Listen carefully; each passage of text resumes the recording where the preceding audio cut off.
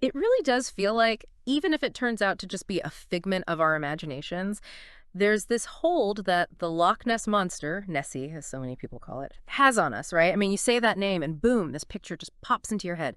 Something massive, mysterious down there in the depths. It absolutely does, and those depths belong to Loch Ness, a huge freshwater lake tucked away in the Scottish Highlands.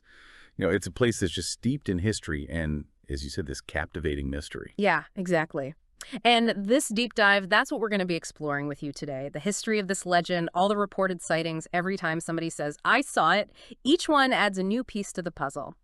We're also going to look at all the scientific investigations that have tried to figure out if Nessie's real, and of course, all the explanations people have come up with for what might be down there, or, what might not be. We've got a lot to cover with you today. We really do. And one thing to remember from the start is most of what we have is anecdotal. Those pictures, the sonar readings, they've been debated like you wouldn't believe. Right. But the thing is, the impact this story has had, the way it just keeps going, that's what makes it so fascinating. Right, totally. So let's start with something basic. The name itself. It wasn't always the Loch Ness Monster, was it? Nope, not at all.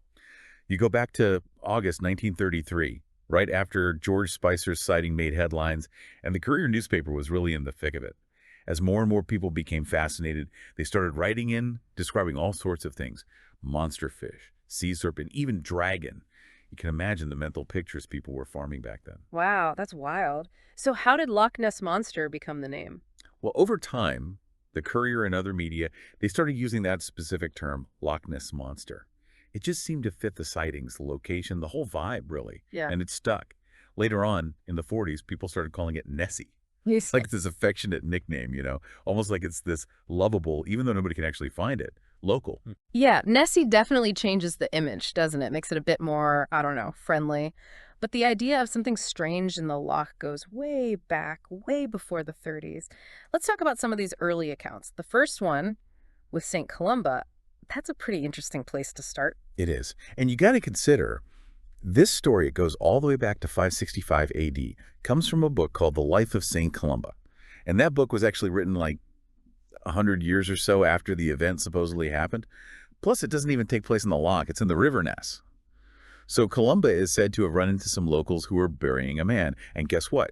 This man had been attacked by a water beast. Talk about a dramatic start. Definitely sets the scene for you. So what happened next? Well, Columba tells one of his followers, this guy named Luwin Molkamin, to swim across the river. So this beast, it comes closer, and Columba, being a saint and all, he makes the sign of the cross. He basically orders the beast to back off. And guess what? It actually works. The story says it was like pulled back with ropes. Of course, Columba's people and the Picts who lived there, they saw this as a straight-up miracle. A miracle. So for believers, this is early evidence, right? But what's the more skeptical take on this whole thing? Yeah, skeptics, and they make a good point. They say these water beast stories, they were everywhere in those old saint stories, what they call hagiographies. So they think maybe Adam Nan, the guy who wrote the book, was just using a popular, well-known image, something people would get to make St. Columba look even more legendary. And then there's the idea the whole thing might be connected to even older Irish myths, ones with scary water creatures, like the Caranach or an Oila-faced. More about local folklore than an actual monster, maybe. Something to think about. Yeah, so it might be more about stories than a physical creature, these early accounts. Right. And Ronald Binns, he thinks this St. Columba story is the most important pre-1933 claim. But even he and other researchers, they say the other supposed sightings from back then, they're not very reliable. They don't really support this idea of a monster tradition before the 20th century. There's this researcher, Christopher Kearney, and he basically separates that old St. Columba story from the modern myth that we all know. So it makes you wonder, when did this monster idea really become what it is today? That's interesting. So we have to fast forward to the late 1800s for the next report from D. Mackenzie. What happened there? Okay, so in 1871 or 72, we're not exactly sure, this guy D. Mackenzie from Belmaine, he sees something in the loch. It looks like a log or maybe a boat that's flipped over, and it's wriggling and churning up the water. It moves slowly at first, then it just takes off. But here's the thing. Mackenzie didn't actually tell anyone about this until 1934, right when everyone was going crazy for the monster. He sent his story to a researcher, Rupert Gould. It's almost like, he was trying to fit his old memory into this new, exciting story. Wow, that's a really good point, how later events can change how we remember things. Then, in 1888, there's Alexander MacDonald, a mason. He sees something totally different near the shore. What was that about? So Alexander MacDonald, he's by the water, and he sees this large, stubby-legged animal. He said it looked like a salamander. He even reported it to the water bailiff, the guy in charge of the lock. So we're getting a slightly clearer picture here than those earlier vague reports. A more specific image, right? Yeah, definitely. But it still didn't grab the public's attention the way the 1933 sightings did. And that brings us to Aldi Mackay, April 1933. This is when things really started to heat up. A lot of people say this is where the modern legend truly begins. Yeah, this is the sighting that got into the Inverness Courier, and it's the first one to use the word monster. So what exactly happened? Aldi Mackay, she's driving along the loch with her husband, and she sees this enormous, she calls it a beast, or a whale-like fish, rolling around in the water. The article about this was written by the water bailiff, Alex Campbell. He was also a journalist, by the way, and really caught people's attention. Mackay, she even yelled out, "Stop the beast!" Pretty memorable, right? Definitely sticks with you. And here's another interesting thing. Even back then, people already knew about this local legend of a beast in the loch. Campbell's article actually mentions that people have been saying Loch Ness is home to a scary monster for generations. So Mackay's sighting, it brought the story to a lot more people, but the idea itself wasn't brand new for the locals. Interesting. So the seeds were already planted.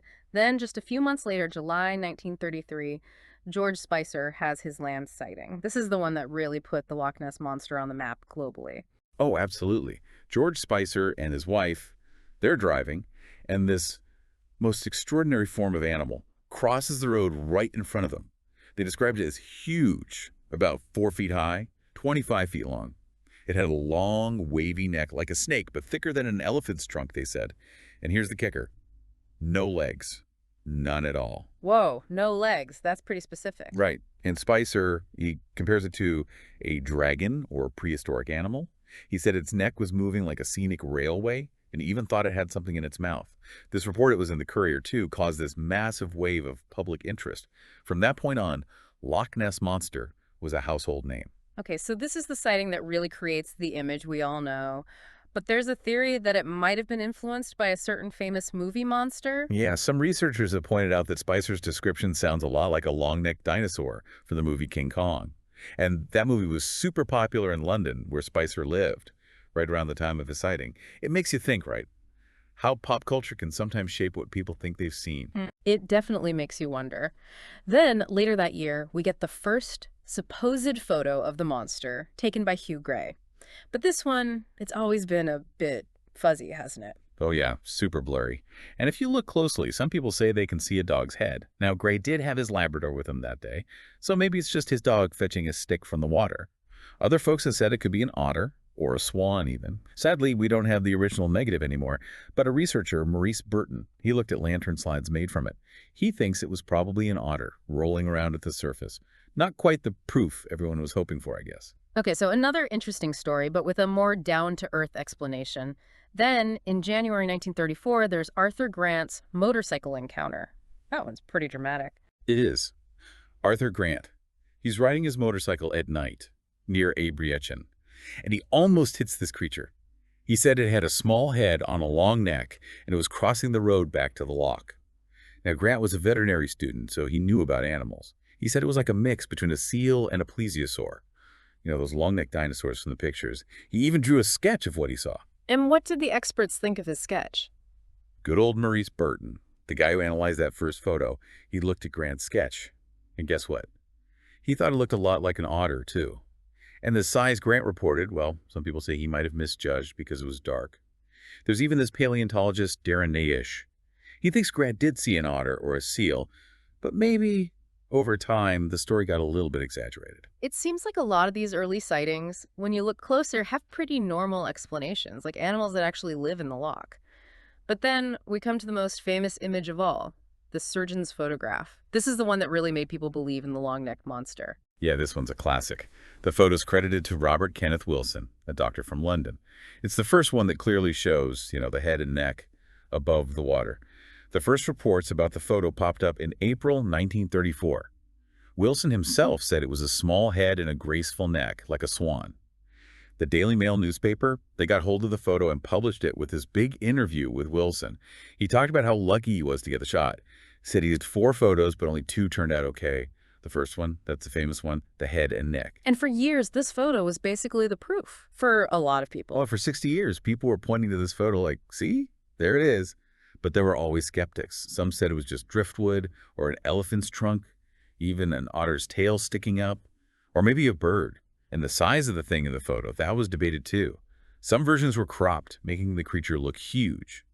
But if you look at the uncropped version, the ripples in the water are small, not the kind you'd expect from a giant monster. And then the truth behind this super famous photo finally came out. It did. Since 1994, most researchers have agreed. The surgeon's photograph was a fake. The whole story's in this book, Nessie the Surgeon's Photograph Exposed. It came out in '99.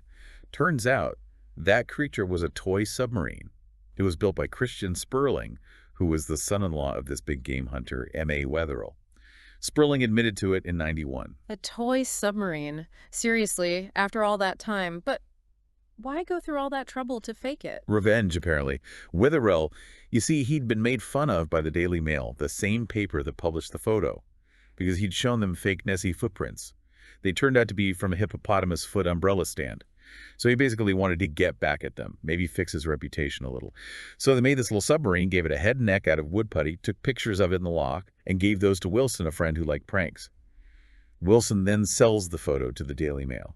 The model submarine, they say it's still down there, somewhere at the bottom of Loch Ness. That is amazing. And what about the second photo that was taken that day? The one that's not as famous? Yeah, the second photo, it's kind of blurry and doesn't really look like the first one.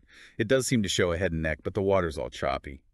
Some people think it was an earlier try at the hoax, while others say it could just be a bird diving or an otter that Wilson thought was the monster.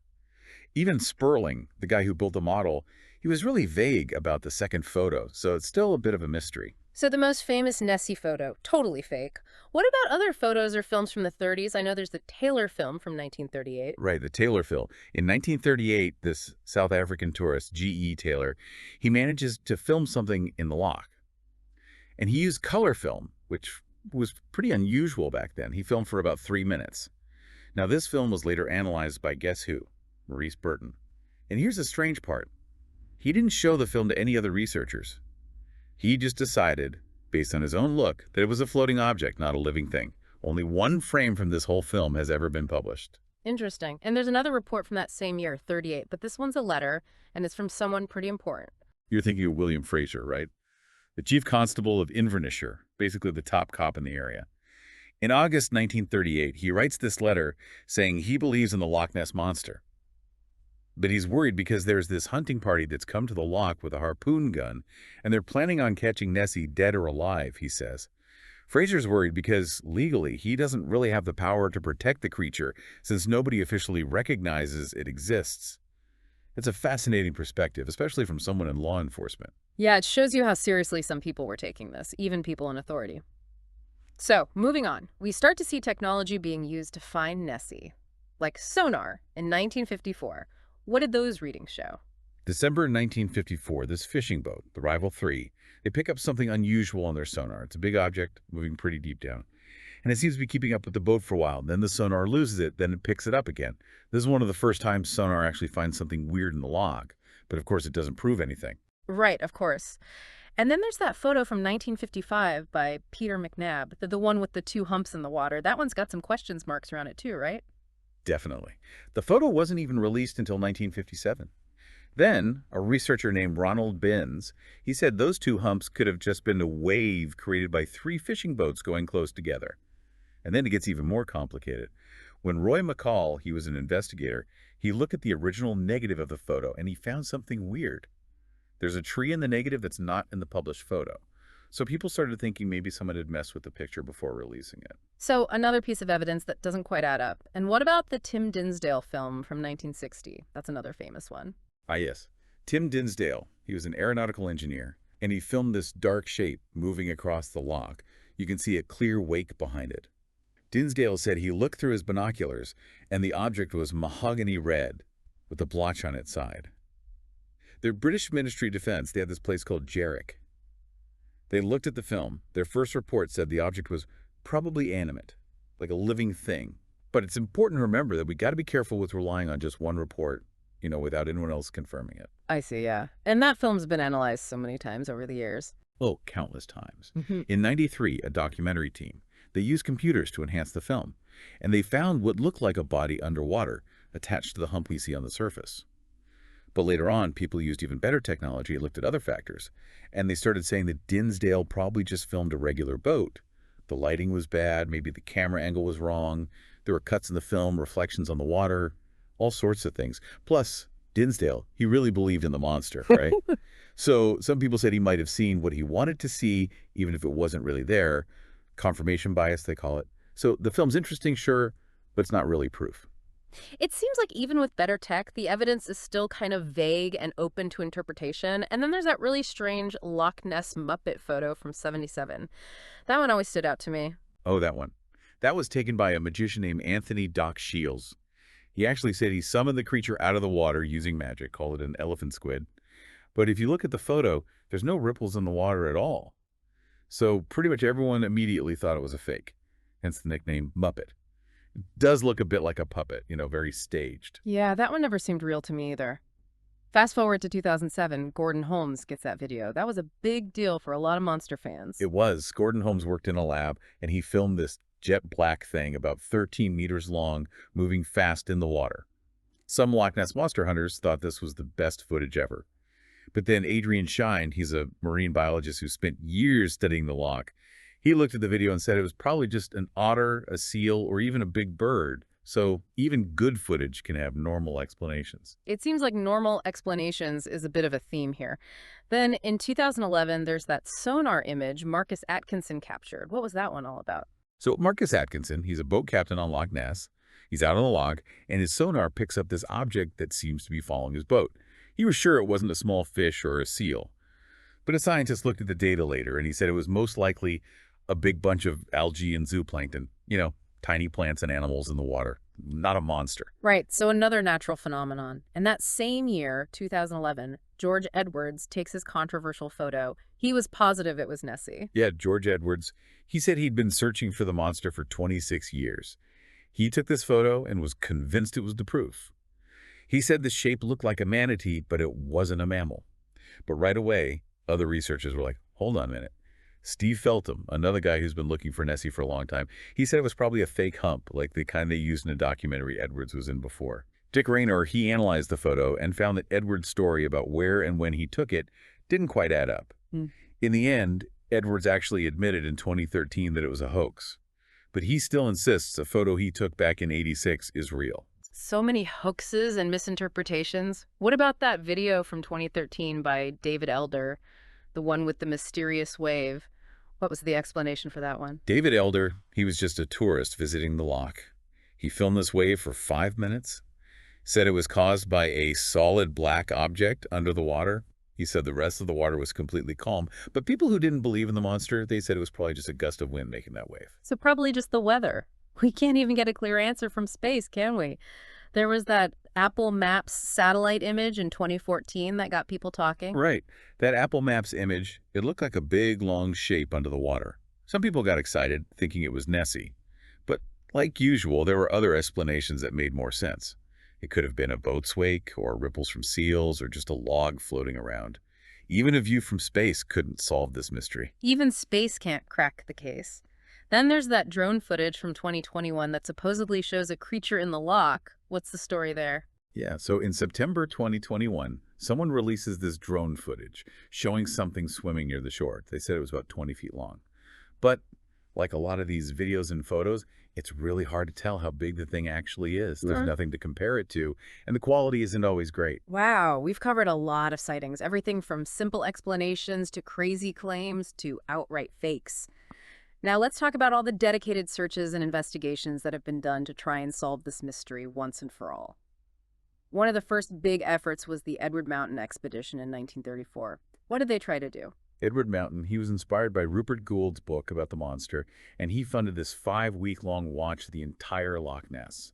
He got 20 men, gave them binoculars and cameras, and stationed them all around the loch. They took 21 photos, but none of them really proved anything. And get this, they also filmed some footage that zoologists later said was probably just a seal.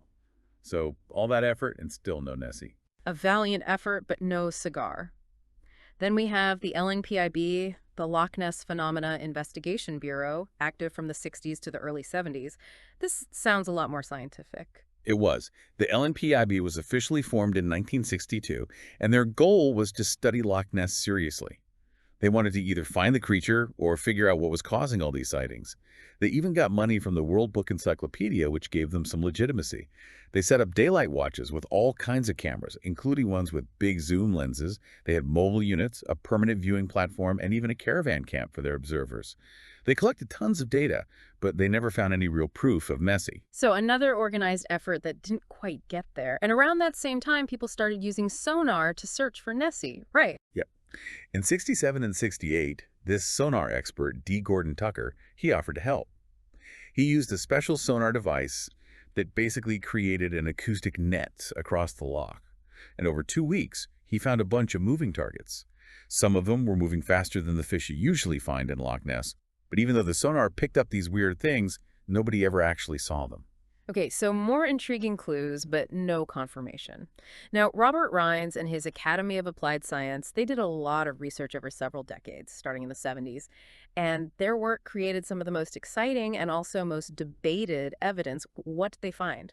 Oh, Rines and his team, they definitely stirred things up. In 72, they used sonar and underwater cameras. Their sonar found moving targets that seemed pretty big. And then they got these underwater photos that looked like a flipper. But right away, other scientists were skeptical. They said those blurry images could be anything, stuff on the loch bed, bubbles, a regular fish fin. And later it turned out that some of those photos had been retouched, which didn't help. And those photos are what led to the naming of Nessie, right? Exactly. Based on those flipper photos, Peter Scott, a famous naturalist, and Rines said that the creature should be called Nessiterus rhombopteryx. But then people noticed something funny. That name is an anagram of monster hoax by Sir Peter S. Rines said, no, it can also spell, yes, both Pixar monsters are, but that anagram thing, it just stuck. A bit of a cheeky response. So what else did Rines' team find? They didn't stop there, did they? Oh no, they kept going. They got more sonar readings of big unidentified things. And in 75, they took more underwater photos. One looked like a plesiosaur, one of those prehistoric sea creatures with long necks, and another showed a gargoyle head with horns. But people were skeptical again. They said the plesiosaur was probably a log, and the gargoyle head looked a lot like a tree stump that was later found in the loch. Then, in the early 2000s, they filmed a V-shaped wake on the surface. They also found seashells and a weird fungus, which made some people think maybe Loch Ness used to be connected to the ocean. And later in his life, Rines even said that Nessie might have gone extinct because of climate change. He did one last expedition to the loch before he died. So, years of effort, but no definitive proof. A lifetime dedicated to the search, but the mystery remained. What about Operation Deep Scan in 1987? That sounds like a massive operation. Oh, it was huge. They had 24 boats, all with fancy sonar equipment, spread out across the entire loch. They all sent out sound waves at the same time. And they did find some strange objects. They were big, and the sonar signals were really strong. Some people said it might be groups of seals, but this sonar expert, Daryl Lawrence, he said, there's something here that's larger than a fish. But even with all that, they never actually saw the monster. Even with all that tech, the mystery continued. Then, in 2003, the BBC sponsored a search that used even more advanced equipment. What did they find? This BBC search was high-tech for sure. They used 600 sonar beams plus satellite tracking. They said their equipment could spot something as small as a buoy floating on the water. But after searching the whole loch, they found absolutely nothing. No big animal, no Nessie, nothing. So the scientists involved in the search, they basically said, okay, we think the Loch Ness Monster is probably just a myth. Wow, that's a pretty big statement. But we all know the fascination continues. Even as recently as 2016, there was another survey. What was that about? In 2016, Adrian Shine, I remember the marine biologist, Yeah. he teamed up with this company, Kongsberg Maritime. They used an underwater robot to survey the loch. And they did find something interesting, but it wasn't Nessie. It was a prop from a movie, The Private Life of Sherlock Holmes. The movie had scenes filmed in Loch Ness, and this prop, it was supposed to be a monster, sank during filming. So they found a fake monster, but not the real one. So a fake Nessie instead of the real deal. Now, we've talked about all these sightings and searches, and it seems like there's no clear answer, but there are lots of explanations for what people might be seeing or thinking they're seeing in Loch Ness. Let's dive into those, shall we? Absolutely. Let's explore the possibilities. Okay, so one popular theory is that people are just misidentifying animals that actually live in the loch. Like what? Well, one idea that's gained a lot of traction is the giant eel theory.